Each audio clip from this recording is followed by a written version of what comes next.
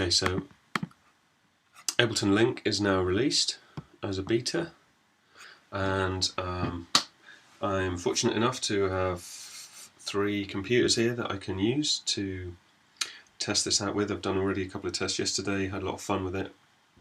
Just wanted to see if I could take it to the next level and find out really where we can go with this, do a little bit of live lab experimentation. I have just spent the best part of an hour mucking about trying to find some configurations that might work. But essentially, we'll just start with getting everything running. So what we've got here, I've got all running 9.5 1B2, the new beta. They've all got exactly the same set on to start with.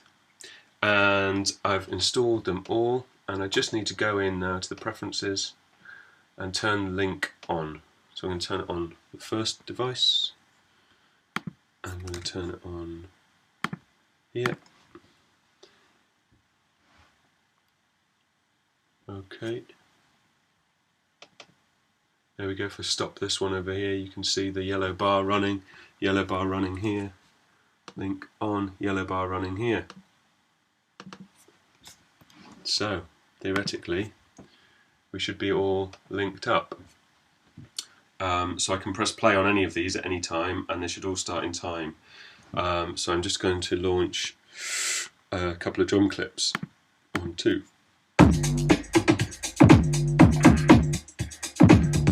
Cool. Let's launch another 2 from here.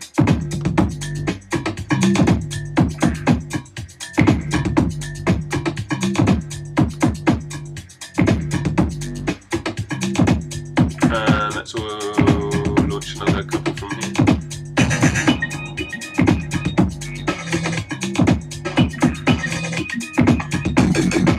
Okay, just going to bring up the mixer.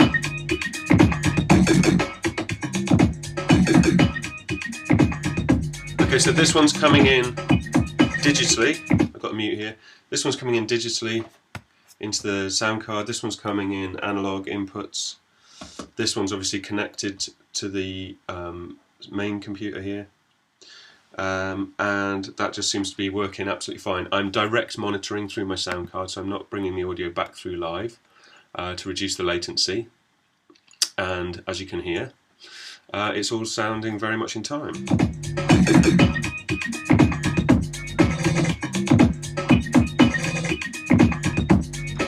Okay, now I'm going to try to use push to manipulate this central set here.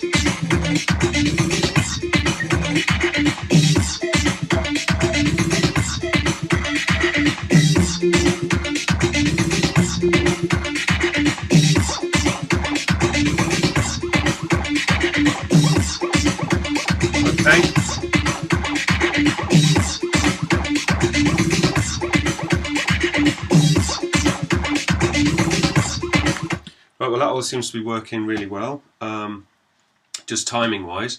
So now what else I've got going on is quite a lot of stuff here, but actually it's mainly just experimenting. The link is all happening without any cables. Obviously the power leads, and I'm bringing the audio into a central place, but there's no cables involved in the link at all. And it's telling me up here on the screen 2 links available or established, and yeah, it all seems to be working really well. So the other stuff here, what I was trying to do is work out ways of using more computers. Not that we really need to do that, but you know, exploring that possibility and how we could maybe use one controller to control 3 projects. Now, I have already scratched my head about this a few times, and there's definitely possibilities using some of the new apps that have come out. Audio MUX or Audio Mux and MIDI Mux, I believe, would probably do this job. That would enable us to transmit MIDI between the computers. I've also been experimenting with the inbuilt audio MIDI routing. So I've actually got these 3 Macs synced or linked via the network MIDI, but I'm not actually using that yet. I'm still trying to work out how the best way to route that audio, those signals, is going to be. But what I have worked out is that if I set up my VCM here and I have this connected, oh yeah, another reason why I've got these devices is because I only have well, I've got 2 sound cards, but I've only got 1 Firewire lead to connect them. So I'm restricted to 1 sound card, which means I've had to use the MPD here and the Elisa's pad here as MIDI ports. Basically, they're just glorified MIDI ports. They're also able to input, you know, control messages into their Ableton, but I'm just using them because both of them have USB. And they have MIDI ports, which means when I plug them into to Ableton Live, it shows up as a MIDI port, which means I can theoretically receive MIDI data or send MIDI data via them. So what I'm doing then is from the TC here, I have a MIDI out that's going into the splitter, and the splitter has a MIDI out going to both of these. So basically I can send MIDI from here via Live, and I'm doing that using this MIDI through track here. So I've got a track set up on here. It's the only difference between these 3 projects is that this one has a MIDI through, and it's receiving MIDI from the VCM on all channels. It's monitoring it, and it's sending out to the TC near port on here on channel 1, which means that when I move a fader on here, I get a yellow control in and control out, or MIDI in and a red MIDI out symbol, and on here I'm getting a MIDI receive, which is great. Which means what I could do is, for example, I've got these 3, say these 3 faders here. I've obviously not got this in control surface mode, because otherwise it would default map to a load of controls.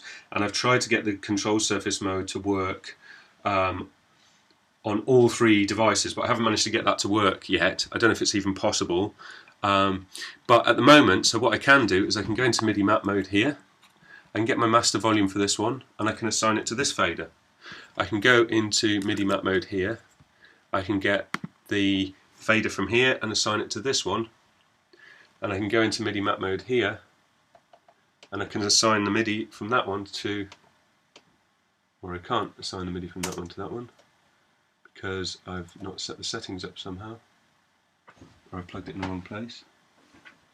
MIDI in, USB, yada yada. Oh, I was getting a signal from there. Or maybe it's because, it's probably because map mode's enabled on here. So let's try this again. That one's that one. Yeah, so when I'm in MIDI map mode here, I need to make sure I come out.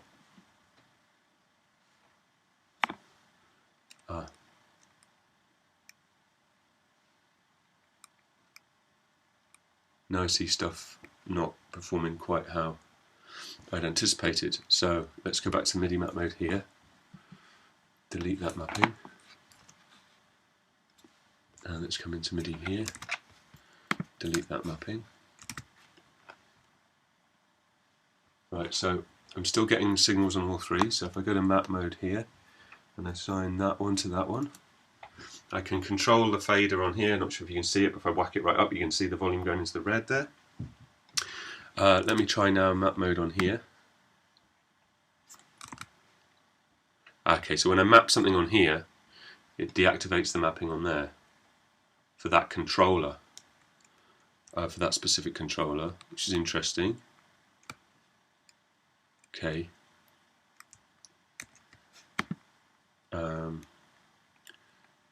So how about if I map this to a different one? That works. Okay, so I'm going to try this again. So this one's going to be my central one. This one over here is going to be the first one. And this one over here is going to be that one.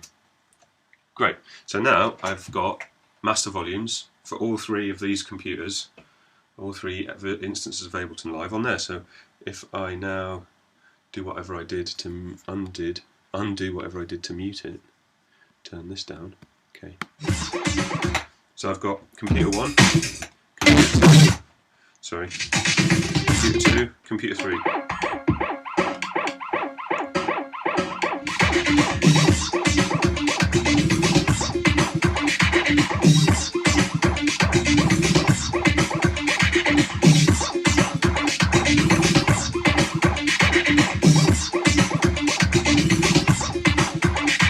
Okay, so it seems that that's great. I can assign separate controls via the central computer to other ones, but I can't actually multi-map.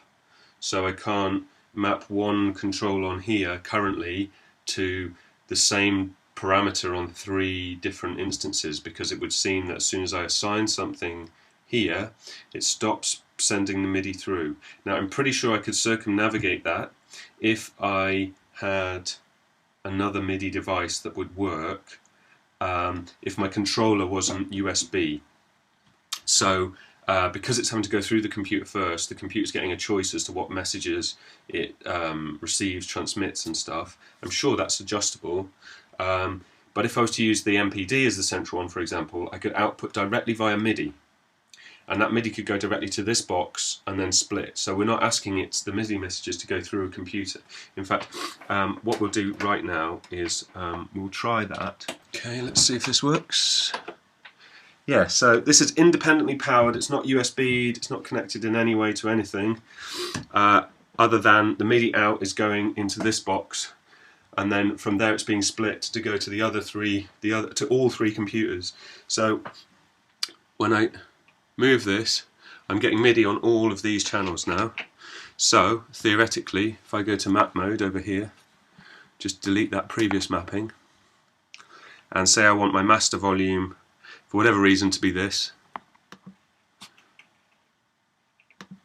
No, we're not receiving it. Let me just check that we've got. Okay, let's just enable all of these. Be sure.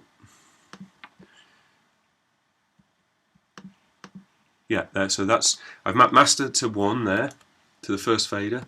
I'm going to go in here, just check the preferences. I'm going to map mode, delete that one, and map it to the same one here. Great. So now, and same again here.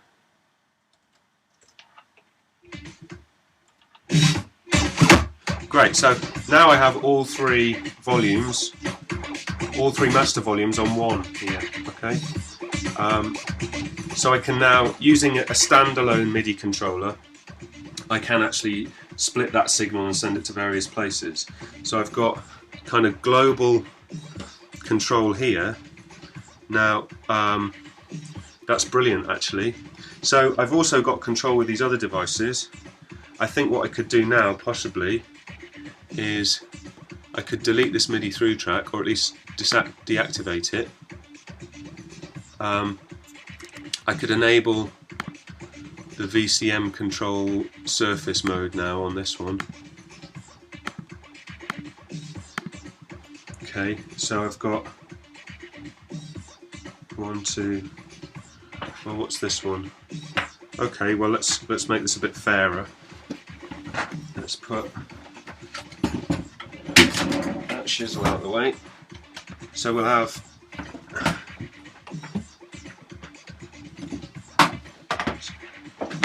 slack on this cable. Right, so we've got now a nice little setup here I'm going to go in here and see if we've got the, yeah, of course we've got the VCM in here. So VCM 600 selected here. We've just got the push on this one, and we've got the launch control on this one. So that means, theoretically, and we've got this, so we've got master volume for everything. I've also got independent master volume for computer 2 here. I've got track volumes and all related control here for computer 1. Reverbs, delays, volumes. Oh, that's the selector, mutes. Okay, and then over here I expect, yeah, I've got the same deal going on here. Independent master volume. I've also here now got tempo control, and as I slow it down now, you'll see, or I can see that the tempo is slowing on all of these.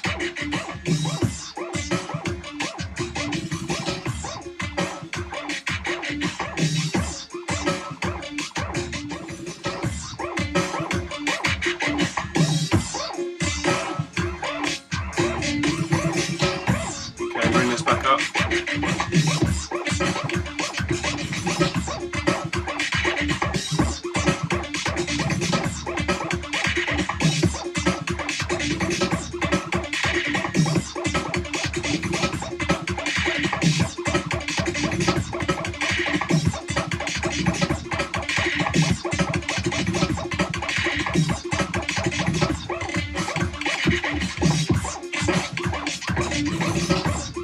Okay, so I mean it's pretty tight when I'm moving around. Obviously if I make quick sudden changes it jumps around a little bit. I'm just going to turn it up again and make some really dramatic tempo changes now. I can do that on any of these devices. I don't have anything mapped on here to do it, so let me just do that quickly. I'm just going to map the tempo here to this final fader here. So I can now adjust the tempo with this. Just got a silly range on it, but yeah, like with that one, with the tempo here, which is working almost instantly on the others, or with the tempo here. So that's the master.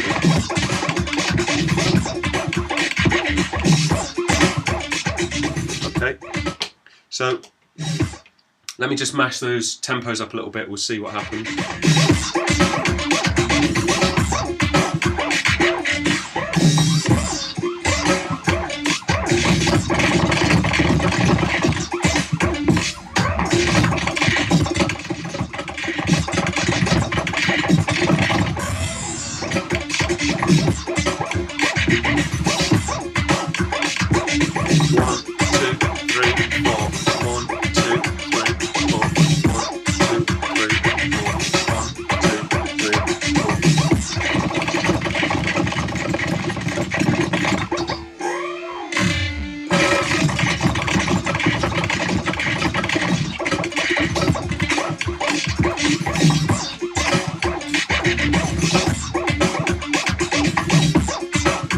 Okay, so that's like really impressive. I'm slamming it all over the place. Of course it sounds messy because I'm going up to 999 BPM, down to 20, back up to something in the right play range.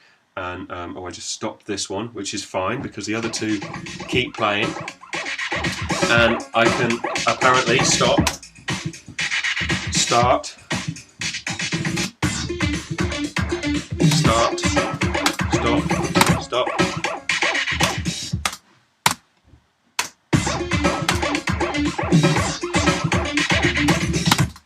Okay, and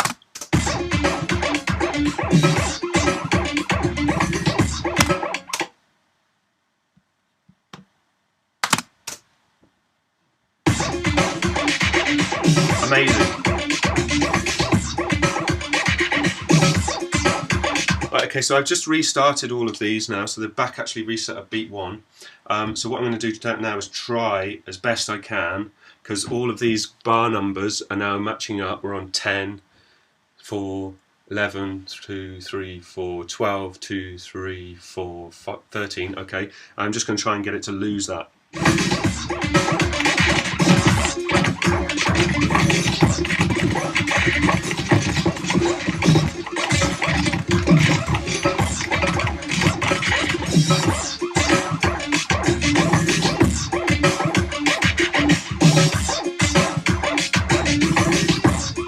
Okay. Now that's interesting because I have actually managed to do that. I've managed to break it. 24, 5, 3, 4, 26, 2, 3, 4, 27, 2, 3, 4, 26, 2, 3, 4, 2, 4, 5, 2, 3, 4. So I managed to get this one to lose a bar, and I managed to get that one to lose 2 bars. But notably,